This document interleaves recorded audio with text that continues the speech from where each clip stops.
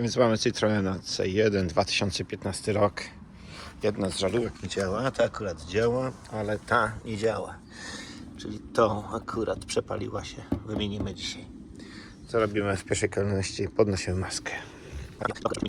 Akurat tutaj mamy od strony akumulatora i widzimy, tam jest taka gumowa osłona, ta.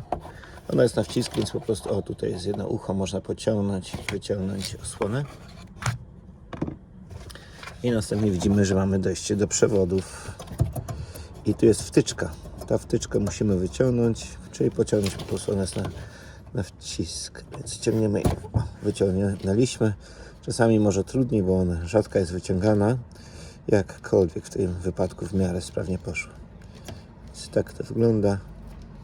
Odkładamy ją na bok. Te zabezpieczenia musimy przycisnąć i później przesunąć je w bok. Ok, dokładnie tak. I dzięki temu widzimy, nam to się luzuje. Możemy do góry podnieść. Żarówka też jest tylko w jednej pozycji. Tutaj języczek ma w dół, więc jak będziemy zakładać nową, to dokładnie w ten sam sposób musimy wsadzić. Teoretycznie nie ma innej możliwości wsadzenia, ale Polak potrafi.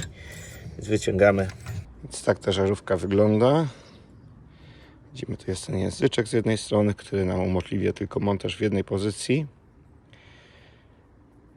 I to jest żarówka H7, tak jak tu widzimy.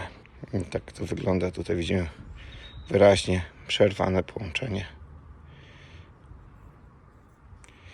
No okej, to bierzemy nową.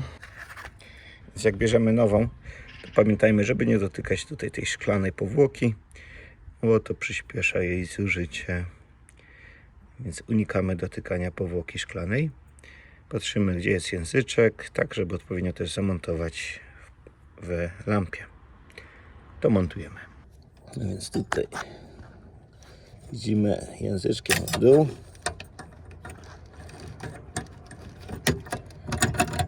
Wskoczyło nam. Widzimy, że się nie obraca. Jest w jednej pozycji. Super. Następnie zabezpieczenie, ten metalowy.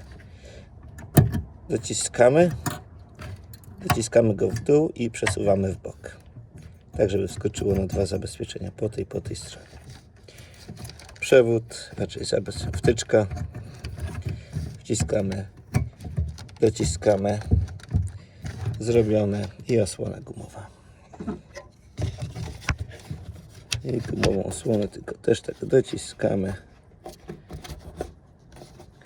Wszystko wróciło na swoje miejsce. No więc po wymianie sprawdzamy, czy to działa nadal. I widzimy, żaróweczka ładnie świeci. Jedna, druga. Więc wszystko dobrze się udało. Dziękuję za uwagę i do następnego.